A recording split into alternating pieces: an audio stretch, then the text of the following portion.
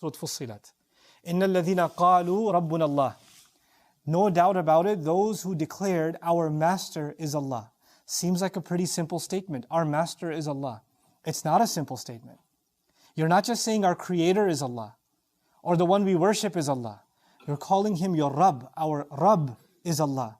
Rabb is a mun'im. Rabb is someone who does favors for you you don't deserve, and keeps giving you what you don't deserve. That's the first meaning of Rabb. So Allah is one for us who will give me more than I deserve. And He will keep giving me more than I deserve. And He will keep making, and mun'im also means the one who gives in'am, meaning the one who makes things easy. He's the one who's going to keep making things easy for me. That's who He is to me. I've declared that when I called Him Rabb, al-mun'im. Wal-murabbi.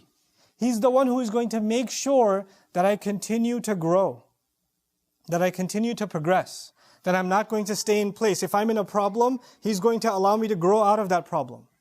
If I'm in a state of weakness, He will give me the strength, like a plant grows and turns, like a little blade turns into a tree. He'll give me the strength to become, to navigate and to be able to overcome the weakness that I have. This is al-murabbi. Wal-qayyim, the one who's going to make sure I don't fall apart. Just because you're ensuring something is growing doesn't mean you're not taking care of the problem. You know, you can build a building and you're building more and more floors, but the foundation's falling apart. The whole thing's going to collapse. Allah will hold me in place, take care of me and not let me collapse. He's my Rabb. Wal-qayyim. Was-sayyid. And He is in charge. He's in charge of what I do. He's taken total authority over me. I'm not in charge anymore. You know, again, maybe imagery will help you understand this. If you are bad at swimming, and you find yourself in the middle of the ocean, and you're splashing and doing whatever you can, and nothing's helping. Water keeps going up your nose and in your mouth, and nothing seems to be helping, and you're getting exhausted. And until you realize there's someone holding you from underneath, you just need to relax and just let go. And He's just keeping you floating. He's not going to let you drown. When you let go, that's actually Rabbuna Allah. Our master is Allah. Whatever struggle, storm I'm going through, He's not going to let me drown. He's holding me in place. Those who openly declare that, they acknowledge that they are not in control of their situation. They acknowledge that they cannot control other people's opinions. They acknowledge they cannot control what any of the creation of Allah does. When anybody else, and you know, some of you spend your days and nights thinking about how this person is going to harm me. What are they going to say? What are they going to do? What are they going to think? This is what's going on in your head all the time. You're preoccupied with it. And when you accept Rabbuna Allah, you let that go. Because the one who's protecting you, and the one who's keeping you in place, and the one who's going to navigate you through the storm, you've declared, you've handed it over to Him. You've let go. Rabbuna Allah. And that declaration is so powerful, it's a kind of freedom.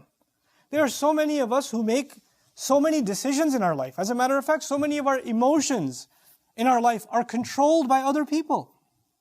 They're controlled by other people. How sad you are, how angry you are, how hurt you are. We're letting other people control how we feel. And when you really truly declare, my master is Allah, the power creation has over you disappears. Like they're just creations. They have no power when Allah doesn't give them that power. And when He strengthens your heart, then whatever they have to say and do bounces right off of you. And it doesn't hurt you anymore. Again, reality doesn't change. You change. You change. I'll give you another quick example of that. You know, there was a terrible slander that the ayat I was sharing with you previously, I'll come back to that series soon. The ayat I was sharing with you about the slander against Aisha radiallahu anha. Ayat came of the Quran. Ayat came of the Quran and she felt relieved. She felt relieved. But you know what? The hypocrites were still hypocrites. The filthy mouth was still a filthy mouth. People were still saying what they were saying. That didn't change. For the believers, they recognized it and they made tawbah and they changed. But for people who had dirt in their hearts, they didn't change. So the hurtful words and the hurtful slander and the hurtful accusations continued. As a matter of fact, they continue until this day. They continue until today. And yet she's relieved. Reality didn't change. Allah didn't send those ayat to silence everybody. Because that's not going to happen. Allah doesn't do things that way. They let them dig their grave. That's fine.